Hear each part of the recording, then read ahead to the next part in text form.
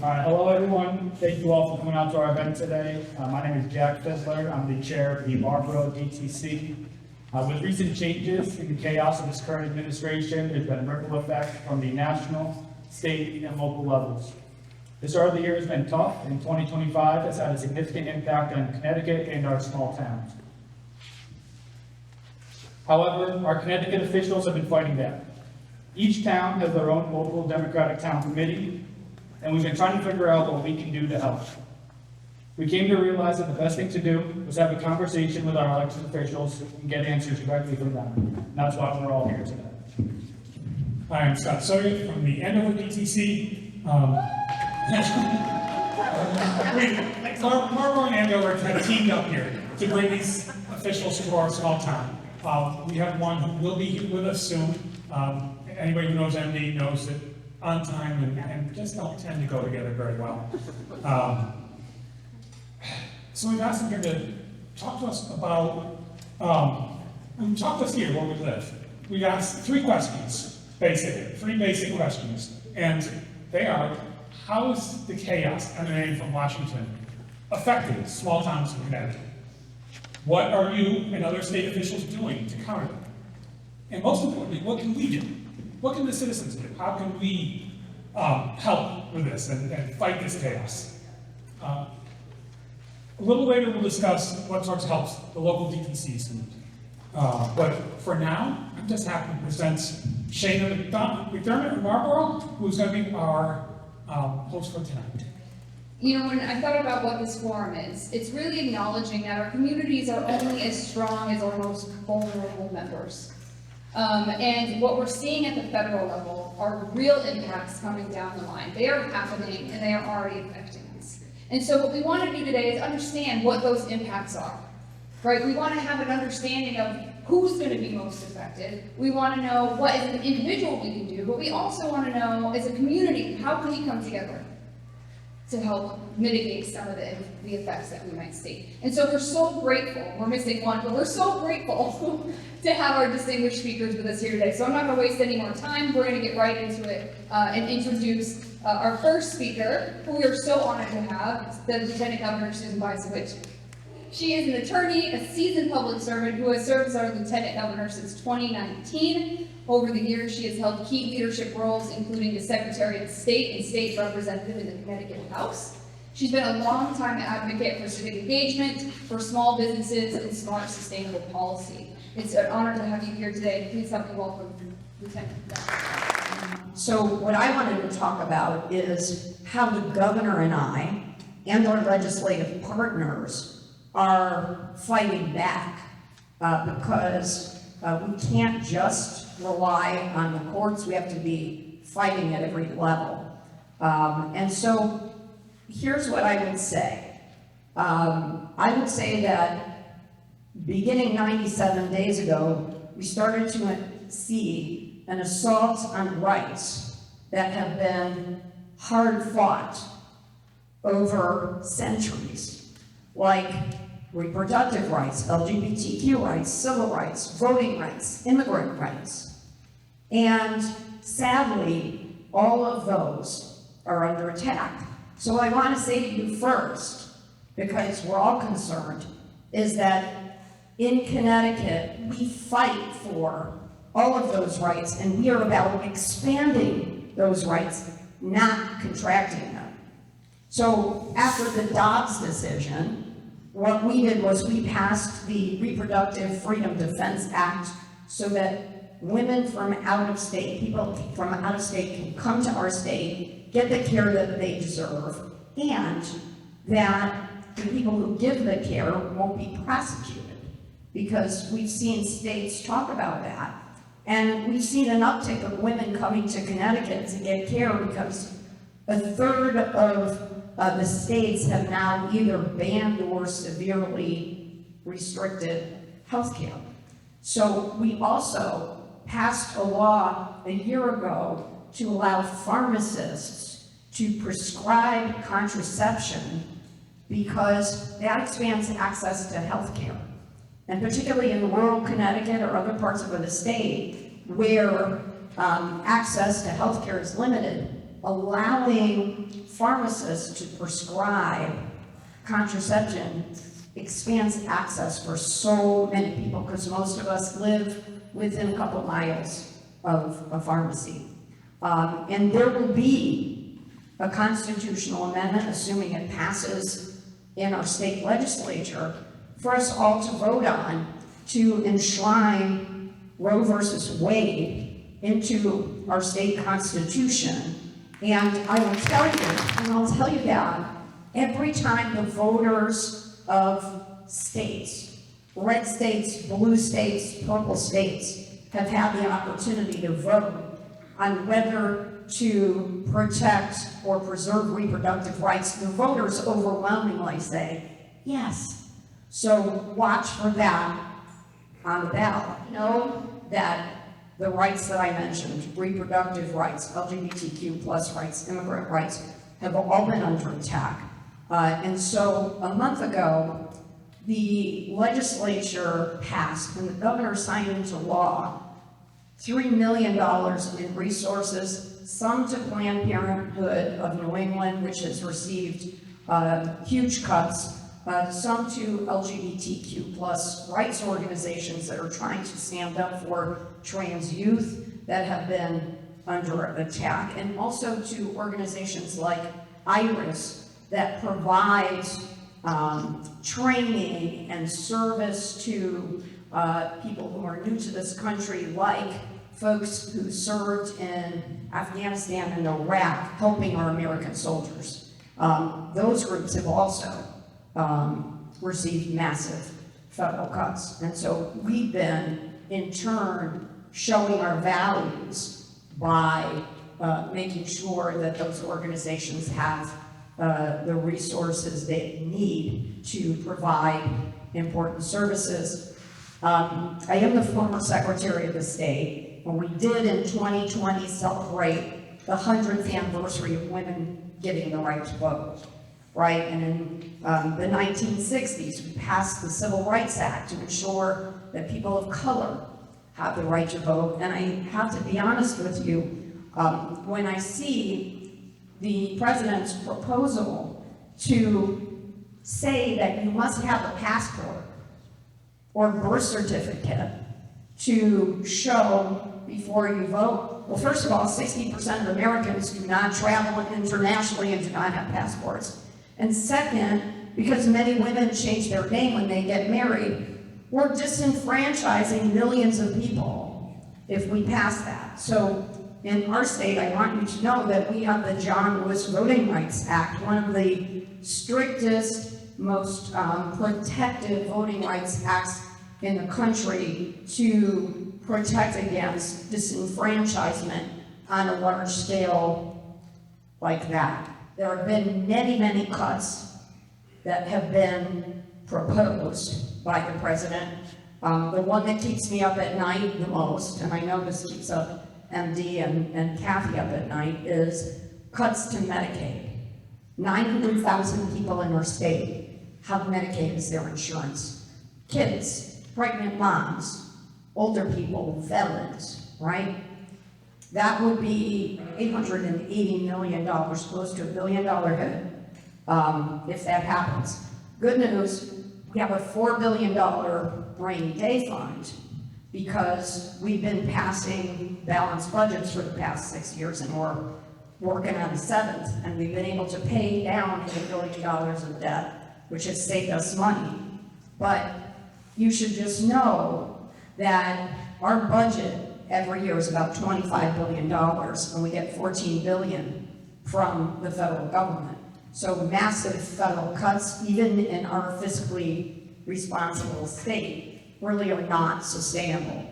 So I'm getting to the what can we do part, which is all of us have friends, family members that live in the middle of the country, or who have Republican senators and congresspeople, and have your friends, relatives call those Republicans, because guess what? It doesn't matter your party affiliation. These cuts hurt people in the same way. And a lot of states that are red are not in the good fiscal situation that we are right now. So it's more hurtful to them than to us, and we need them to stand up. And I know people wonder, well, what can you do? Well, the good news is there are representatives from local town committees, and I'll tell you, it's been so inspiring to go to rallies, go to forums, and see so many people show up. And there are so many leaders in this room, we just have to give people direction as to what to do. And in every community across Connecticut, there are local elections. This is a recruitment opportunity, right? Candidates, you want to run, you're not happy with what you see, what can you do? You don't have to go outside of Marlborough or Andover. You can run for office, serve on a board or commission in your town, volunteer on a campaign, be part of a town committee. You can also volunteer for an organization that is doing work that matters to you. There are so many things that you can do, and I hope that you'll choose one or more of those things to do. I just want to end there and say that, you know, the governor and I are so proud to represent you every day in Hartford, and I don't know about you, but every day I get up in the morning and I think, aren't we so lucky that the leader of our state, Ned Lamont, is sane, steady, competent, and compassionate. And these two folks are your senators. You are very lucky because Senator Cathy Osten is the leader of our Appropriations Committee.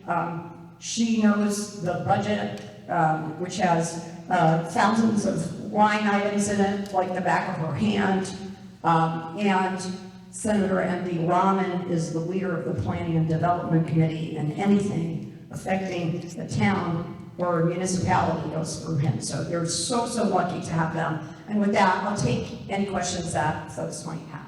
I'm wondering what the Democrats are doing to, you know, take a hard look at some of these issues in terms of spending and accountability and those things, so that we can move our platforms forward and help make, you know, people to better understand how we're spending our money and how we're holding people accountable for that stuff. Yeah. So a couple of things. Thank you on the reproductive rights point. And I think one of the reasons the focus, especially in shorthand, tends to be on women's reproductive rights, but it applies to all people, is because of the Dobbs decision. But I just want you to know that Planned Parenthood of Southern New England, they're based in New Haven, but they see 41,000 patients, including men, and the federal government just cut them about $2 million in things like cervical cancer screenings. The government doesn't want to pay for anymore. Things that are preventative, they don't want to pay for screening for sexually transmitted diseases. Another thing, you find those things early, right? You can fix them better and quicker. I want to point out about federal employees, and this is really important because I think this is a fact not a lot of people know. Federal employee salaries account for about 5% of our national budget. So the things that make me nuts are that, you know, I have a friend who is a woman. She's applied for Social Security. Lots of Social Security employees have either been fired, left, offices have been closed. She's gone past her time that she was supposed to receive her first check. Now imagine how that makes you feel if you're looking to that check for your retirement. And I think you said you're retired. It's just very disheartening. So the other thing we have to remember is a lot of these federal services are provided by more than 10,000 people who are federal employees who live in Connecticut. So those are our friends and our neighbors, and that's concerning. And why are we making these cuts? We got to focus on the why. And the why that's articulated is that so the very wealthiest can have huge tax breaks. And so if the question is, who do we want to protect? Of course we want to protect, at least I do, our veterans who get VA benefits out of VA hospitals in Connecticut, our seniors who have earned their retirement, our kids, 5,000 of them that go to Head Start programs that Trump now wants to cut, so. And so my question has to do with the state of Connecticut and how our legislature is set up for people to talk or not talk to each other. Because it's like, oh, there's this side of the aisle and that side of the aisle, and you see that in the federal government, that it's all divided. Is that what our government is physically set up? Are there sides of the aisle in our legislature so that if you're a Democrat, you're only sitting next to a Democrat or Republican? So in the Senate, no, because in the circle, you sit by district number, 1 through 36, so it's a mix. I will say 25 out of the 36 are Democrats, but you have a mix of people. In the House, where I used to serve, it's a little different. The Republicans are on the right and the Democrats are on the left. And I have a problem with that. Yeah. Because then you just continue this separation and lack of communication, and everybody is in their little bubble. I'll just say this, Linda, about that, though. even 95% of what we pass in the state legislature is bipartisan. So the good news is, yes, do Republicans and Democrats have vociferous disagreements on stuff? Yes, but we are still civil, and we have long debates on stuff we disagree on, but literally 90–95% of the legislation that's passed, right, is pretty much vacant. Give or take, right? I just was wondering if you could like quickly speak on what the governor and the state of Connecticut at large, what their stance is and what they plan to do to oppose the attacks on academic freedom, like particularly when it comes to places like UConn that they need to figure out. Yep, so I was just at UConn with a huge group of graduate students, undergrad students, professors, talking about that. My sister works for Rebecca Merrick, the president of UConn, and my mom is the first female law professor ever tenured at UConn Law School. So I do feel very strongly about academic freedom, okay? And I feel very strongly also that our public education institutions like UConn have given families like mine, I come from an immigrant family, the opportunity to do amazing things, right? And so UConn, the worst case scenario is UConn right now has $200 million in federal research grants at stake. And they've already lost some money. They've said that they've received $14 million less in federal funding that they expected since Trump got there. So 14 out of the 200 are already out the door. And here's why we all should care. Like, obviously, people from UConn who are professors and, live in this area, but we should all care because we're talking about cancer research on how to cure Alzheimer's, right?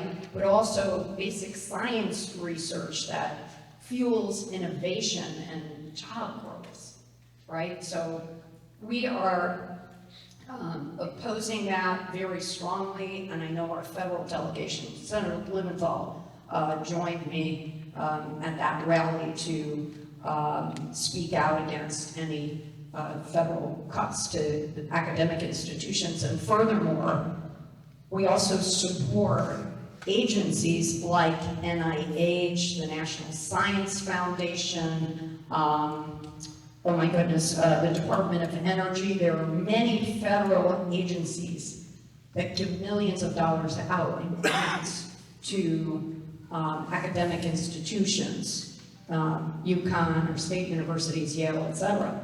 And we want that to keep going, and we're worried that by cutting those agencies, you're also cutting funding. Susan McFarland, Marlboro. Two totally unrelated questions. First, you mentioned ballot initiatives, and even in states that voted for 47, they also overwhelmingly voted for parental leave, reproductive rights, etc. What do you think is the next critical ballot initiative that we need to pass here in Connecticut to protect ourselves, and how can we help with that? Okay, so I would say two. One is the reproductive constitutional amendment that's going to add protections to our equal protection clause in the Connecticut Constitution for reproductive rights and the whole spectrum from fertility treatment to contraception through maternity care, infant care, and also rights for the LGBTQ plus community will be put into equal protection clause of our state constitution, so watch for that. Also, watch for universal absentee ballot voting as a constitutional initiative, because remember during COVID, everybody was sent a ballot by the Secretary of the ballot application by the Secretary of the State's office. Thousands of people voted that way. It just makes voting easier, and you don't have to check a box like, I'm sick, I'm gonna be out of town, I have a religious practice. It just says, do you want to vote by A, B? If you do, you don't have to have a reason. It's just making it easier for people to vote. So those are the two big ones I would watch for right now. Thank you. So I am specifically very concerned that every single person in this room, all of our private information has been mined from multiple agencies. They continue to do it every single day. So what in our excellently blue state can we do to protect ourselves? Because I'm very concerned about how they are going to use that data to harm all of us. Yeah, so thank heaven the Attorney General got a lawsuit on that, because it was really scary. And we take government privacy of the data that we have, you know, in our tax department and our health department extremely seriously. And we actually saw during the last election attempts from Russia attacking our voter registration database. So the answer is we have very robust protection of our data systems, and we're going to continue to support our Attorney General in fighting back and saying, you cannot use that information. And by the way, what is Elon Musk doing leading this charge? He never got elected to anything. The Senate didn't confirm him to anything. And why, you know, why is he where he is? So. Hi, Lieutenant Governor Amanda from Bolton. So during my day job, I work for housing and homelessness, and I know the budget, the first draft of the budget just came out, and my understanding is that it's mostly flat funding across the state, but you also mentioned the increased demands on the state fiscally as a result of what's happening nationally. And even though the budget is flat funding, there's a lot of ARPA dollars that we've been leaning on to prop up our budget for the last few years, which actually mean cuts for a lot of basic needs and vital services throughout Harvard. And so my question is, how are we going to meet the demands due to the gaps from ARPA and the increasing demands from the decisions that the federal administration is making with the current volatility cap? Because my understanding is that the current budget is $132 million over the cap. So what is the governor willing to do to modernize the volatility cap so that we're able to respond as a state? So he actually mentioned that, Amanda, in his State of the State address, that he's open to negotiating on that, and I think he's in discussions between now and whenever we vote on the budget on that. And the senator from Norwich will help me out on this, but I do believe that part of the opioid settlement funds, is it 20 million, is going to homeless and... We haven't made that determination yet, so it's not, OSAC, I talked with Nancy Navarrete the other day. Nancy Navarrete is the commissioner, just so everybody else knows, you know, but we have the opioid settlement agreement, which will have some of that, but it can only be used for things that are opioid settlement related, which is not all homelessness. Homelessness is not something that's just opioid settlement related, so we have to be careful how that applies, and they have not approved anything for the homeless line item yet. So, thank you, we will do our best, we appreciate that. Hello, I'm Wayne from Andover. It seems like ICE or immigration enforcement is the main tool the federal government is using to assault our rights, and that's only a matter of time till it's used on American citizens. Is there anything you're currently working on to protect the rights of citizens within your state and maybe affect their ability to operate? We have something called the Trust Act, which basically says that ICE cannot force our state law enforcement or state police or our local police to participate in whatever they were doing. And of course, you know, if somebody's here illegally and they commit heinous crimes, of course, our state and local authorities are gonna work on that. But when it comes to law-abiding people who are here, we are not, our law enforcement, local law enforcement are not involved in that specifically. And there are bills in the legislature now to strengthen the Trust Act, so that we are further protected. But I gotta be honest with you, you know, when I read about a doctor, female doctor in Cromwell, who was born in the United States, she is a United States citizen, and she gets a deportation letter, it should make you wonder what they're doing. Also, we know at the University of Connecticut and at Yale, dozens of students have been deported without due process. And that is terribly concerning because, okay, if you're going to do that, then people need a hearing to prove, you know, that they're here legally, or they're not the person. You know, there may be several people with the same name, and it's not them, right? Because that's already happened. And the thing that really concerns me is every time there's a deportation in a community or ICE picks somebody up, you see a drop in public school attendance.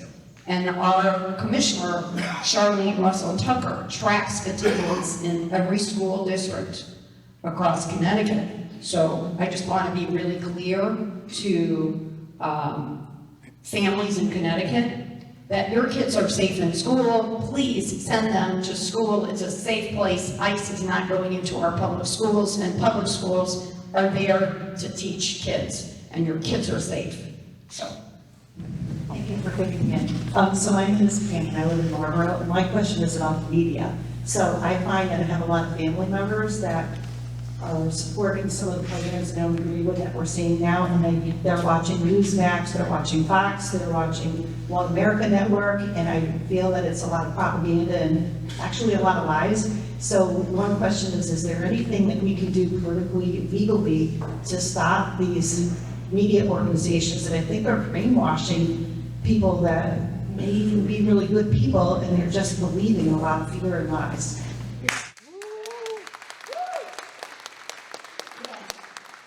First of all, I think we have some print journalists in the room. So whenever I see like a real life print journalist, I say thank you for coming, because they're not enough in here.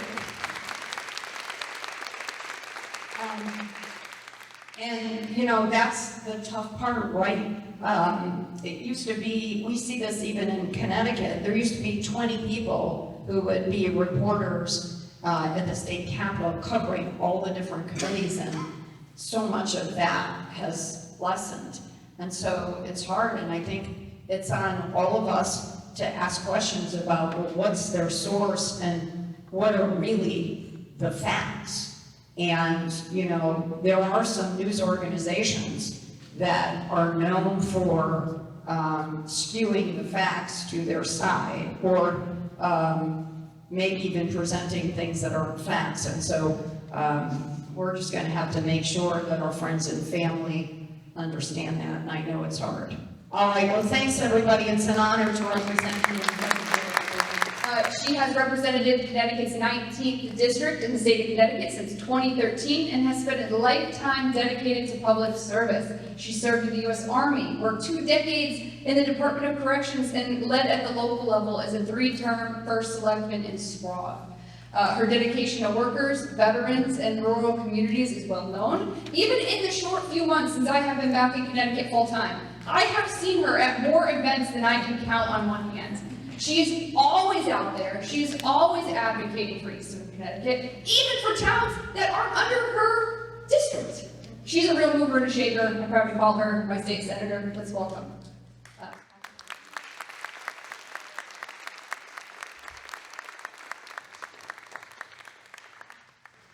So good afternoon.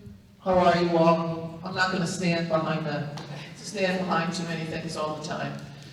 So I'm Cathy, and I represent 10 towns, Marlborough, Hebron, Lebanon, Columbia, Spring, Franklin, Norwich, Lisbon, Ledger, Montville, and I have 2 federally recognized tribal nations that are within the confines of my district. I do a lot of work with the Native American communities, which are primarily in Eastern Connecticut, with Old Cousins having a reservation deeded to them by El Grasso, in Colchester, the Eastern Pequots in North Stonington, Ledger is Mashantucket, Montville is Mohegan, and then there's the Schaghticoke who are out in Kent, which is a really long way away.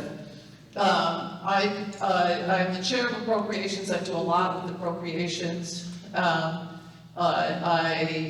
spend a lot of time talking about spending and what we should be doing, push back on a lot of different issues. While we passed a $3 million assessment that put out money mostly for the other side of the state, in the budget that just passed, there is funding for Jewish Family Services in Norwich, which helps get people through the process of correctly applying for citizenship to move people along. It's a group that I brought from Danbury into Norwich. They're called LEAD. They also are a Mosaic Coalition. They are funded in the budget.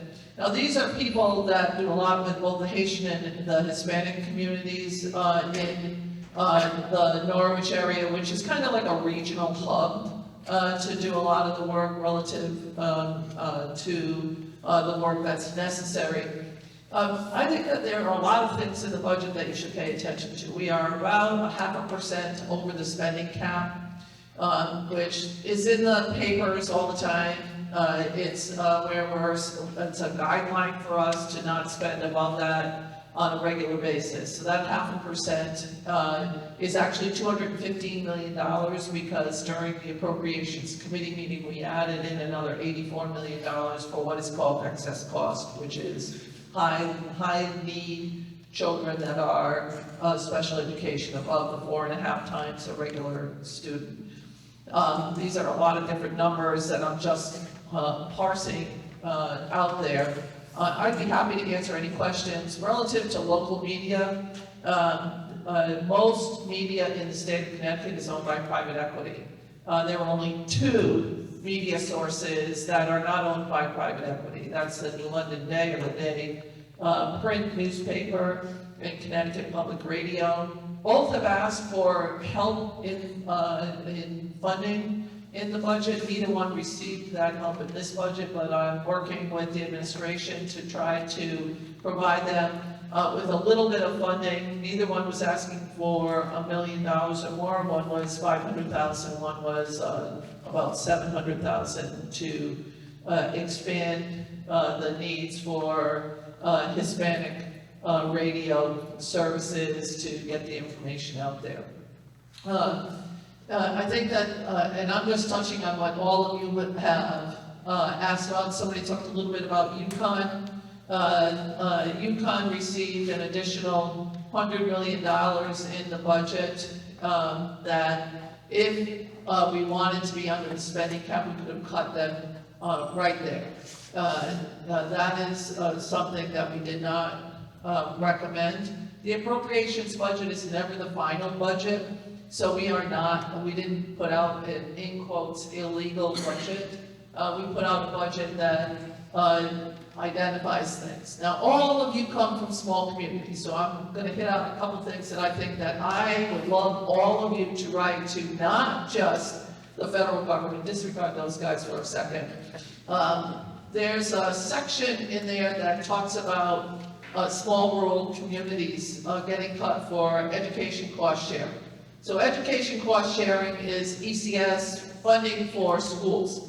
And every year that I've been in appropriations, I put in the money because the formula does not really accurately provide funding for small rural communities. We just don't fit into the formula mechanism.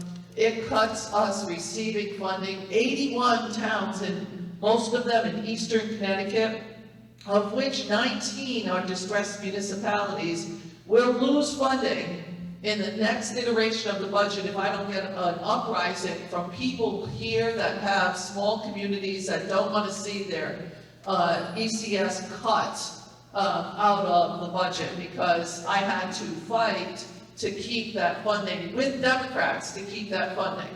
And that is across the board. That is 9 of my 10 communities. Only Norwich received a little bit of money increases. You have not seen an increase in ECS since before 2017. And so to see a dramatic cut like this is not something that's helpful. Now, we have Community Voice Channel here today.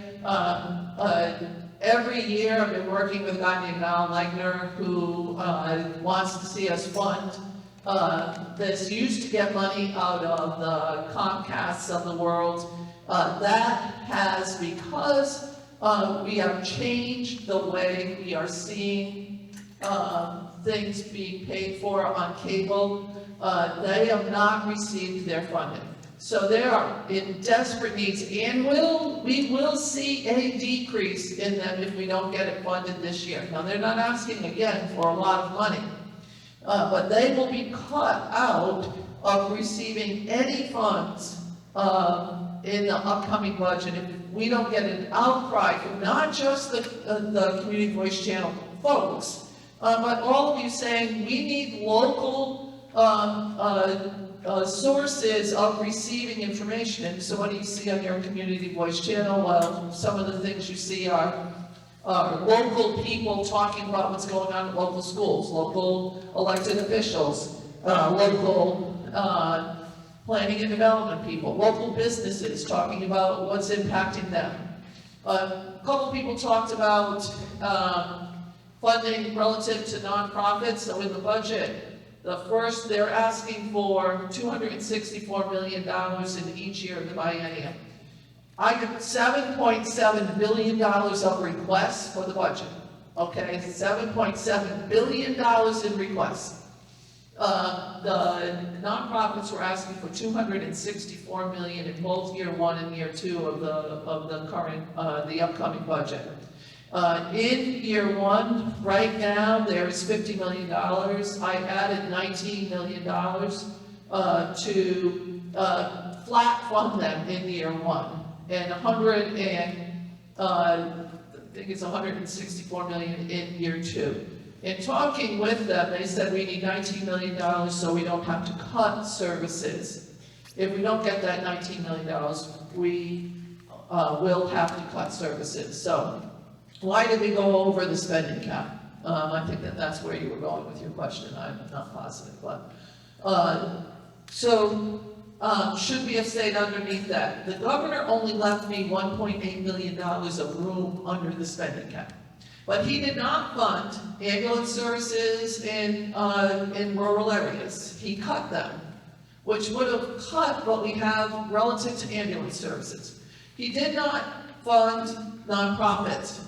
We would have seen a cut in nonprofits if we did that. Those are people with developmental disabilities, Department of Children and Families, group homes, Demas group homes.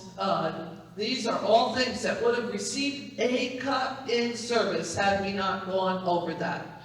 The $100 million we talked a little bit about for UConn. The governor did not fund UConn other than flat level funding that would not have dealt with any of the other situations. Now, I did cut within the confines of the budget, but not with direct services, And I put the money back in for those 81 towns. That was $8.7 million in year one and $17 million in year two to make sure that we were funding 81 Eastern Connecticut small rural communities. The governor also did not put in the budget $40 million that would have funded excess costs. Now we have $181 million in the base of the budget. I added in $40 million in a maneuver that happened on appropriations, and if you ever want to watch an exciting appropriations committee meeting, they're not exciting. Anybody who works with numbers know they're not exciting, but they have a little drama. And we added another $84 million in both years of the biennium. For the first time ever, this budget fully funds ECS and fully funds excess costs. Never before been done in any budget that we have. That does put us over budget, and it needs to be understood that these are things that are going on. I also funded food programs. The federal government has cut food programs, has cut food, the local Foods for Schools program, the local food nutrition program, there is elderly nutrition that has been cut. These are all things that are going on right now that don't generally go through our budget.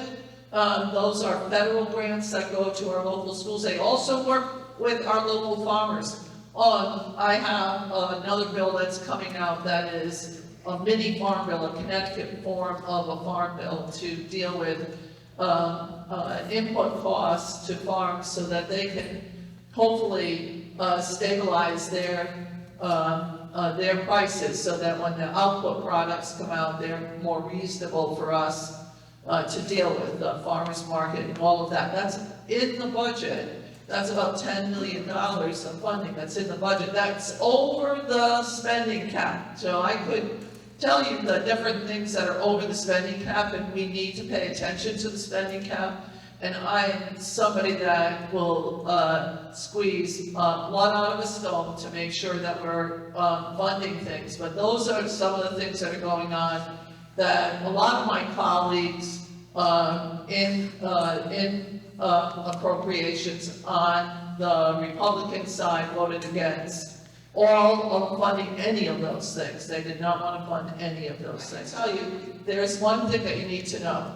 While sitting in the House chamber, they're divided. Every single committee in the legislature has both chairs and ranking members from both sides of the aisle, and every single committee is a joint committee between Democrats and Republicans who meet at the same time, who ask questions at the same time, and in appropriations, they come to every single meeting and are invited to have their issues be put into the budget. So under no circumstances is it a divided budget or a divided committee. That's why so many pieces of our budget are approved. I think it's closer to 80–85%.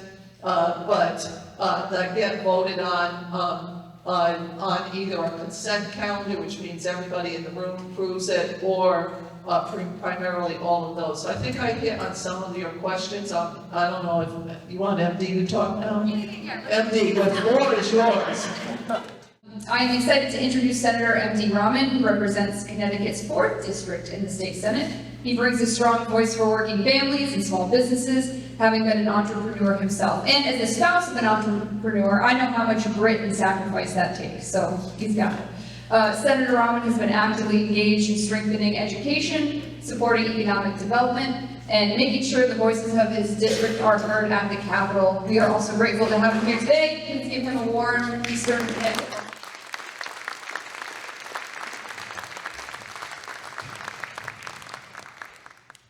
It is an honor to be here with all of you today. And thank you for being here with us, what time is it? 4 o'clock, Sunday, you all are here. That's telling us how deeply you concerned and worry for our democracy, for our country. So thank you. Thank you for being here with us. 27 years ago, I moved here, best place in the world to live, work, and raise family. Here we are, 27 years later, last 3 months, every morning I will wake up. I will get hearing bad news from President Trump and his administration. Cutting services, hurting our seniors, youth, and most vulnerable people in our state and our nation. That's not the reason we elect President Trump. He's concerned. I want to thank Andover and Marlboro for putting this together. Thank you. Thank you for bringing people together. You know, Senator Osten and Lieutenant Governor speak a lot. But one thing I want to tell, he crashed our economy with his tariffs just to pause them next day. Billionaires became richer and richer. Working class, middle class, continue going downhill. Our seniors struggling pay for their medication. Our students, they are struggling paying their tuition fee and housing. American superpower on one stage diminished. When you talk about affordable Connecticut, at the same time, billions of dollars car, appropriation chair, struggling every day how they can manage the budget. So my friends, it seems like a game. You like it's not a game. We talk about so many things here. Our public health under attack, education system under attack, human rights under attack, democracy under attack. But what we do, how we can fix? I know someone asks how we can work together. You know, first time when I ran, I never thought I wanted to run in the office. House Republican, 12 years House Republican, who ran for governor endorsed me, Republican, endorsed me. Work hard, make sure I got elected. So when I went hardcore, I was suing and was looking for work with everyone together. But when they bring the bill, introduce bill, helping community, middle class, working class, seniors, schools, then you see the real face. You have to break so many barriers to pass that bill.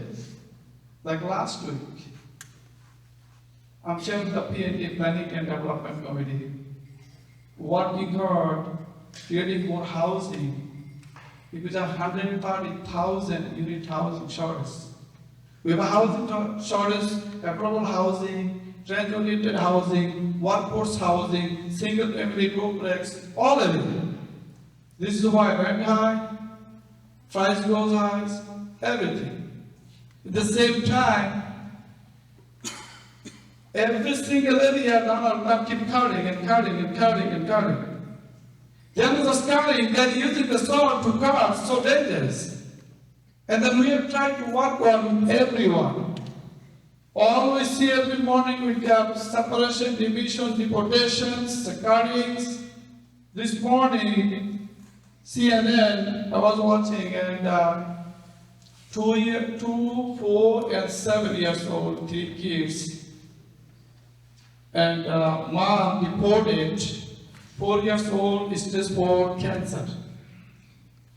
Throw them out. This is why we are here today. We are here to make sure you have food on your tables, you have medication you needed, you can support your families, you can keep your family together. Listen, I'm immigrant. I came in here with $200 in backpack 27 years ago. I never thought places like this today stand up amazing, front of amazing people like you all. But I came in here, I worked hard, I saved money, I opened business, and then I didn't stop. I create non-profit organizations, 17 non-profit organizations I involved. Earlier, my friend was talking about non-profit supporting. Cathy called openly supporting the non-profit organization in our district. Three or four non-profit organizations. It's not my district, Cathy district I support. Then I created community center, community, that's what they need using. I'm managing my own every day. Created thousands of jobs in the state of Connecticut. I'm immigrant. Reason I brought up this because I'm immigrant. And I may pay some, last week I was joking, I may pay more tax than Amazon pay because there are so many roadblocks they follow, I don't. So what do we do, how we can keep our democracy strong? Catherine Kennedy said, get up, get out, be involved, you can make a difference. And it is not Republican, it is not Democrats, it is not business owners, it is not our seniors or community activists. We all have a moral obligation to protect our democracy, our rights, your rights, women's rights, human rights. Regardless who you are, where you came from, how you look like. So, the reason I'm talking all those items, I don't want to talk about the budget. I know we are almost there. Senator Osten fighting every day. And last week, also voted one bill because all the account and shortage, we increased capital gain tax bill. Every single Republican voted no. Every single Republican voted no. Reason we bought that bill because we need money to support our seniors, support most vulnerable people in our state, keep running our school.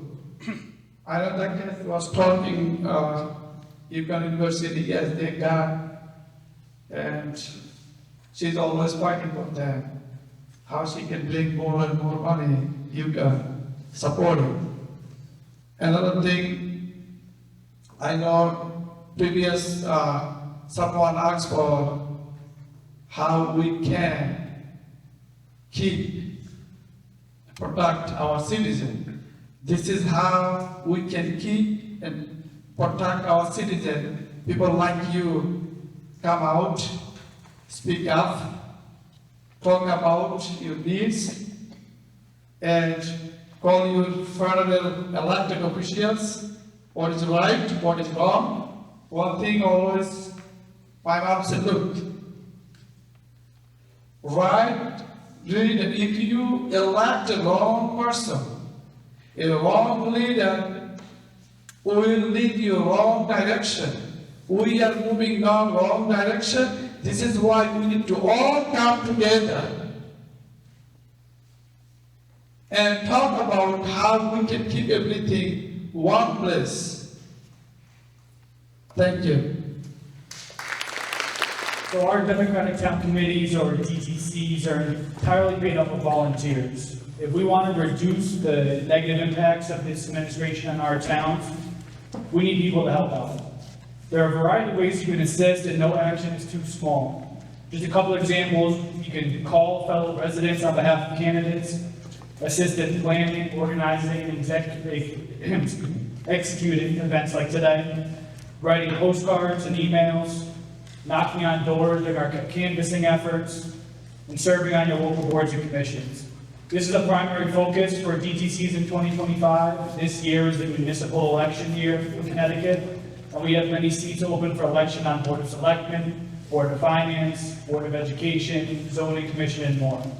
We need good candidates to have a strong impact at the local level. So if you or someone you know might be interested, please reach out to your local DTC, because we're all looking for quality candidates for this fall.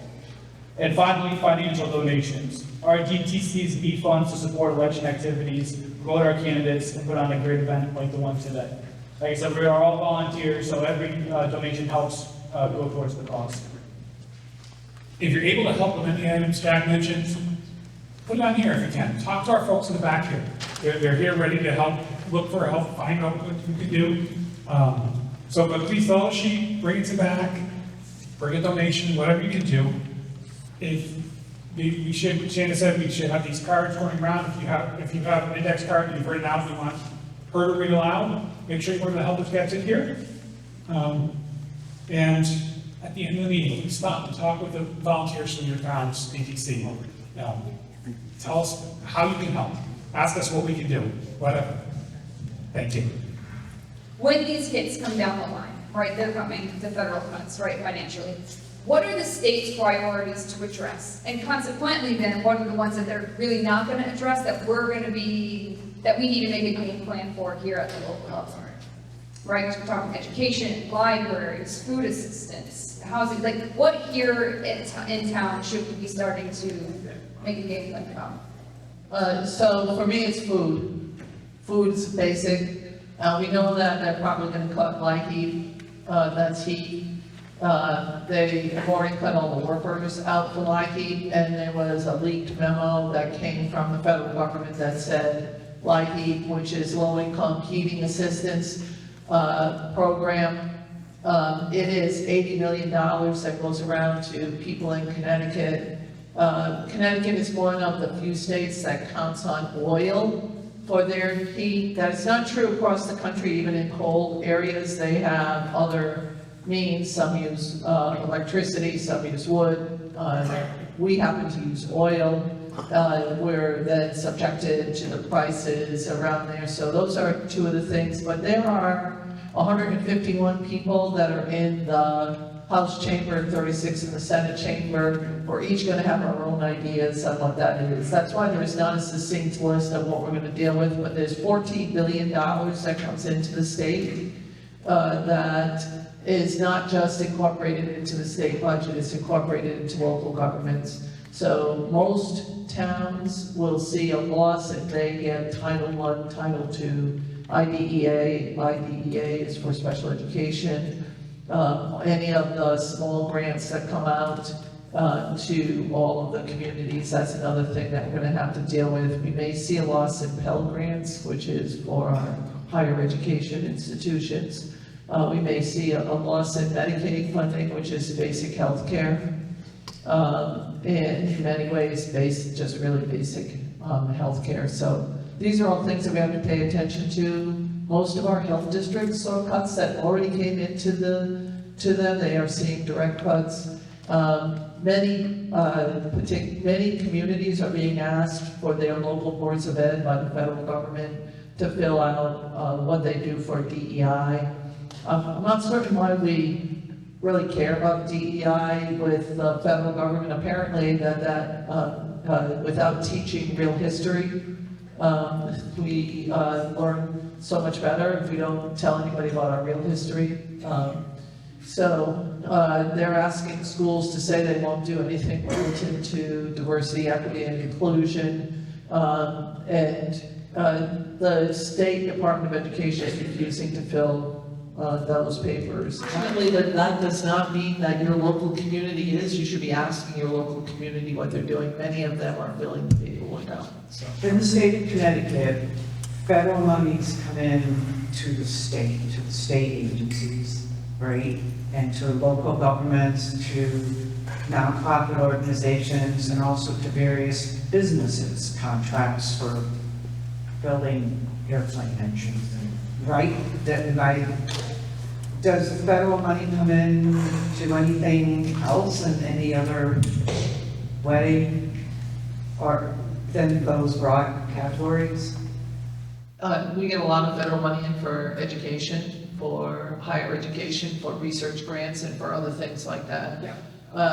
We have down in eastern Connecticut, the eastern part of the state, we have Electric Boat. They're a multi-billion-dollar company that supplies funding to there's over 21,000 employees just in Connecticut. They also service Rhode Island, we have Pratt & Whitney, we have Sikorsky.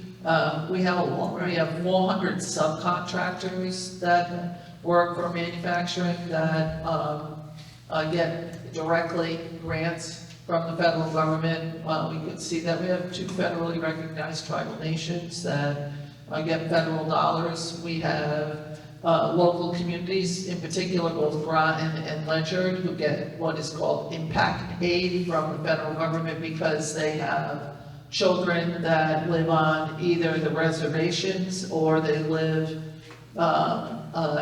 they are sub-bases, they don't pay taxes, so they get money from the federal government. There's so many ways that we get money.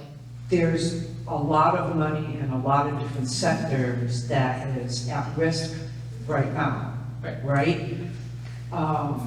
Clearly. So right now with money, because you were talking a whole bunch of numbers. So just with the state budget, because that's only part of the money that comes into Connecticut. The state budget is about $27 billion, $26 to $27 billion per year. The 10% of our workforce is supported by federal dollars. We're a pass-through entity for dollars that go to local education. A lot of the state budget, probably about 8 to 11 billion dollars, is relative to federal dollars. But we get about $14 billion in federal aid that is spread out across the state. That does not count the private entity stuff. That's, local health districts. Some municipalities get straight federal dollars, like CDBG, the Community Development Block Grant, goes to 21 communities in the state across the board that helps support whole blocks of workers within those different communities. So there's a lot at risk here relative to that. We expect that we'll be called back in for special session, probably around September or October, if not before that. We have spent we did 33 hours of questioning to agencies, 66 hours of listening to the public, and then another couple hundred hours of delving into each individual line item in the budget. We do not know everything that's going to happen relative to the federal budget. There's a lot of what I call hair on fire talks, but there is real danger here. There is just real danger because there are a number of people that get Medicaid funding for healthcare. There are a number of people that get their only heat in their house is through LIHEAP. There are a number of seniors that count on food through elderly nutrition or Meals on Wheels or any of the things relative to that. There's just an awful lot going on relative to immigration that we're going to have to deal with. In Norwich itself, we had 90 people that were of Haitian immigrants that were working at Mohegan Sun, about another 20 that were working at Foxwoods, who were working, every day working. They were supporting their families. The federal government put an end to temporary work permits for people from Haiti as of yesterday. or Friday. And there was a court decision that held back on that, so those people are back to work again. We're lucky enough to have both our federally recognized tribal nations brought them back to work. But this would have devastated the Norwich area because most of those people live in Norwich. That's where most of the apartments are. This is not just a one-off issue. We're not going to be able to tell you everything. That's it. I'm wondering how we, as the general public, find out what the federal government is doing to correct our immigration policies and programs. How do we learn about that? You can call Congressman Courtney's office from up here. I saw Alan Richardson here earlier. There's a couple of people here from Joe's office and they'll keep you informed on different things that are going on relative to immigration because it's a federal issue. Right. We'll support people relative to what we can do here, but to get accurate information, Ayati Grant is Joe's chief of, his chief of staff. She's an immigration lawyer by her background and did all of his work relative to immigration, keeps a very close eye on what's going on there. That's who I would go to. Thank you. Are there plans legislatively at the state level to prepare for the potential repercussions of the end of the Department of Education, further restrictions on what can and cannot be taught in terms of teaching actual U.S. history, which I teach, and just how we can protect our public education here, because I see this just as the tip of the iceberg in terms of threats, unfortunately. Thank you. There's no, in quotes, plan where somebody has written out, this is step 1, this is step 2, this is step 3. There's a work in progress as we face the different issues, so I would say that you're not going to see a total plan relative to what we're going to do relative to history and how we're going to teach within our schools. I would say as an aside, one of the areas that's lost a lot of money is our museums. So again, not hair on fire, but tourism and arts, culture, and tourism in Eastern Connecticut is really important. It's an $8 billion industry. $8 billion industry in the state of Connecticut. We do very little in the state of Connecticut to support this industry, even though the return on investment is about 9 to 1. And so my concern is that the federal government has taken away the grants for the National Endowment of Arts and other things. What happens when those places go out of business? How do we protect those collections? So that's one thing that I think that we have to really pay attention to, because what happens when we can't protect a collection that's out there? It's really nice that people with a lot of money can have collections in their own private homes, but museums are there to show us what the history was. And we don't want to lose those. There'll be a press conference next week. And then anybody who's interested in Native American issues, we're having Red Dress Day, which is Missing, Murdered, and Indigenous Peoples Day on May 7th, which recognizes the number of people who are Native Americans who are killed and not found. So we are recognizing that, plus I have a number of other rights issues on things for Native Americans. What's being discussed is dealing with what Connecticut can do to protect ourselves from the damage being done. That's a real important thing to address. But the other piece is Connecticut isn't responsible for the people that are in power, and I take a lot of pride in that. We didn't put Trump in office. We didn't put our senators and our representatives are Democratic. So they're going to support the fight against what's happening. The issue is, what can Connecticut do, all of us, to get involved in getting these swing states to move back to where they were 4 years ago. And Hartford can do what we can do as voters. These committees need to kind of connect with other states, because Connecticut isn't going to change it by changing our votes. We're already there. No, it's a great question, and, your local DTCs are all working on some of those activities as well. Obviously, our focuses are the local stuff, but I know this past year, members of the Marlboro Democratic Town Committee got involved with Indivisible and some other organizations to help support postcard writing efforts in swing states for governor races, et cetera. So there are some of these actions being taken at the local level. So reach out to your local DTC and see if there's any of those activities that are going on. I'm not kidding. Vote by action. What are the places that we need people, that we need bodies getting into, places in our community that we need to go and help and support? Good question, thank you. I think first you need to communicate with the DTC member, so they are sitting in here, you can explain what you can do.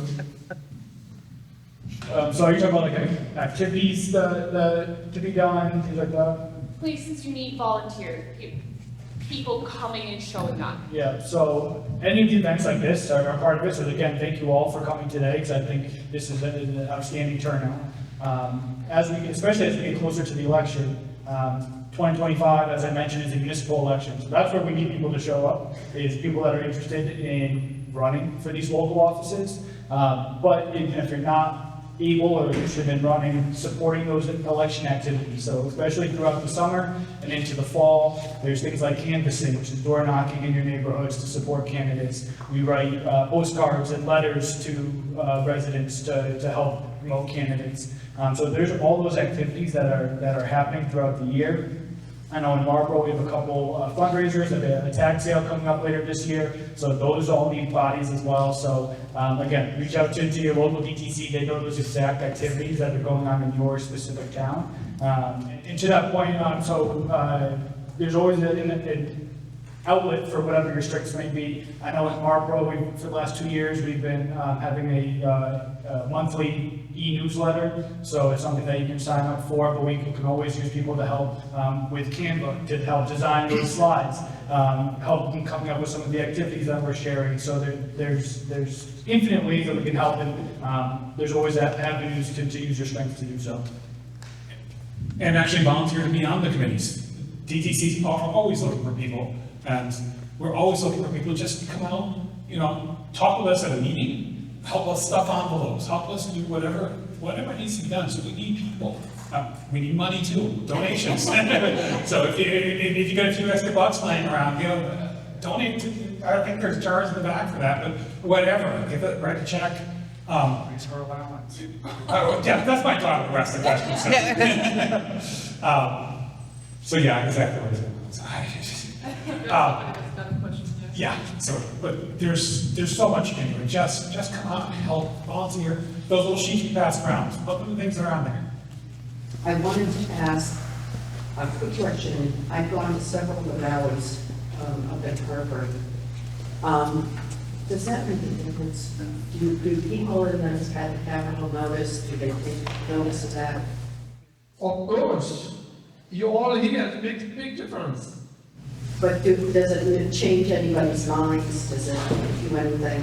Look, this is what I would say, stay engaged, use your, voice, believe in the cause. I know what happened this week, but still we have to believe the cause. Because the Republican, they control 3 elected branch, executive branch, Senate and House. But they don't control course, all right? So we have to have confidence on our course. They will do a good job. Regardless of what happened, I know that a lot of media, watching here and there. We keep asking people, get out, speak up. This is how, too late to hear your voice, all your voice. Get out and vote whoever you want. However, now you get out and speak up and ask your friends, family, neighbors, everybody get together. You talk about the cafeteria. I was there. I posted my Facebook. Almost 700,000 people build. I have 70,000 followers, but 700,000 people build it. Means people want to engage. So yes, it's going to make a big difference. Thank you for going there. I go to Columbia, where they have their events, I go to Norwich, which has had a couple of events, so you guys live closer to Hartford from Marlborough and Hebron and Andover, so going there makes absolute sense, but to do something in your local community, you've got Hebron, the corner of 66 and right up there, that's a good place to go. Columbia, right on 66. Marlborough, right in the center of town. These are things that you can do that will get other people to see it, and do them at respective hours when you're going to have the most traffic. I have a two-part question. It's very troubling that this is the situation. It's very much a threat to our democracy. So while providing for the state budget and compensating for the programs that are being cut are very important, we don't have a democracy that's threatened. So my question is, Barbara, first, is it anywhere out of the governor's office or the state Democratic Party have those individuals or organizations identified which of those executive orders are unconstitutional or considered unconstitutional? And second, is it a matter, I know Attorney General Swan has been very active in challenging many of those executive orders and filing lawsuits and joining other states to challenge those orders. Is it a matter of additional funding from the state of Connecticut to help the Attorney General's office challenge all of the orders that are considered unconstitutional? And if that is, can we prioritize that? Well, thank you.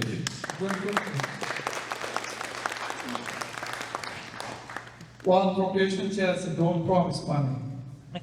Even though she's fighting to bring more. Here is the thing. I'm a lawyer, I don't know, but I have the Lieutenant Governor said 200 executive order. Would you know this evening any other executive order already issues? So it's every morning you have the executive order keep coming. So I don't know how many, and we trust our judicial system. Court will decide what is right, what is wrong, and is it really constitutional or not. Am I right? But what I do like to say, we should not let our fears, destroy us. Am I right? We should we have to have confidence. We're going to have long 4 years, but we'll go through it together. Not the Democrat or Republican or independents. We are all in this together.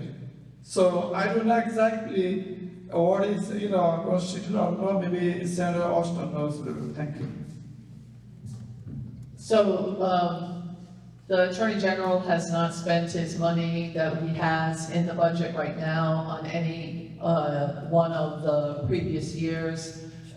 We did put an additional, the governor had cut $1.5 million out of the Attorney General's budget.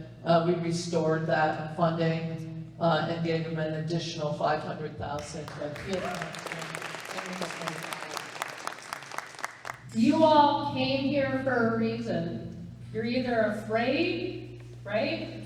You're pissed off.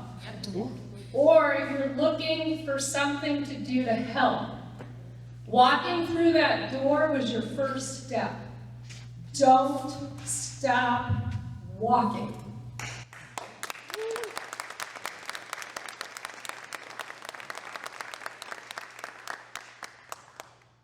So the one thing that I've been concerned about is right here on my shirt, Alzheimer's. So hearing things like what RFK is doing with autism, with the registry, scares the pants off of me. So it's not necessarily a question, it's a request. So we all have what's called HIPAA. Call your doctor's office. If you have any mental health in your household, if you have Alzheimer's, if you have autism, if something is going on, call your doctor's office. Make sure they know that you do not want any information sent. My ask from a state perspective is give us the tools to fight when this hits our inbox, hits our mailbox, because the fear is it's going to be coming our way. And we know we have rights. However, those in DC are not following the rules, and we need to know what we can do to protect our data from being mined and used against us in one way, shape, or form. So it's only a request of how can that happen from the state level to educate us on how we can do that so that we can protect our personal information. That's all.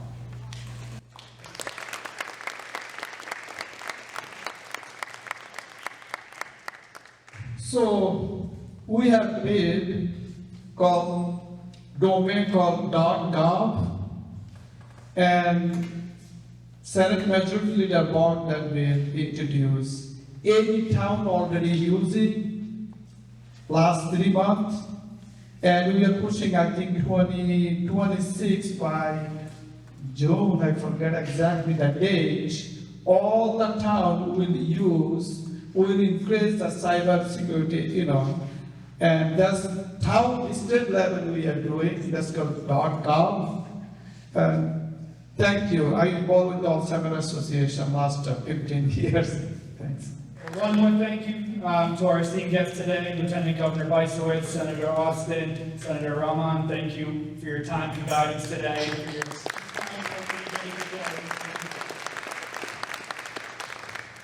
Thank you to our moderator, Jenny McDermott. As well as the hardworking team of volunteers from Marlboro, Andover, Hebron, Bolton that did a lot of behind-the-scenes work to make this event possible.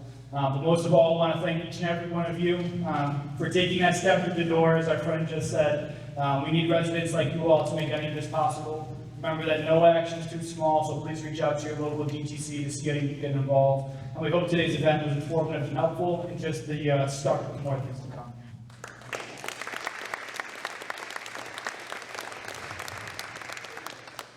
Okay, just a little closing remark. Just the local decisions, they have the biggest impact on our daily lives. Our health, our environment, our future. So this is where change starts, right here. This is where it starts. Things like this. The people we elect for local boards and commissions, they're going to have to make decisions that directly affects all of us. So we need people to get out and vote. May 6th is the budget voting in most towns around here. Get out, not voting, she says. Well, a lot of towns get budget votes coming up. Show up. Voting's important. It's not just a right. It's what keeps our democracy strong. So let's remember to stay focused, show up for one another, make sure no one gets left behind. Let's make a difference right here at home. Come on, support your local DTC. That's it. Thank you all for coming.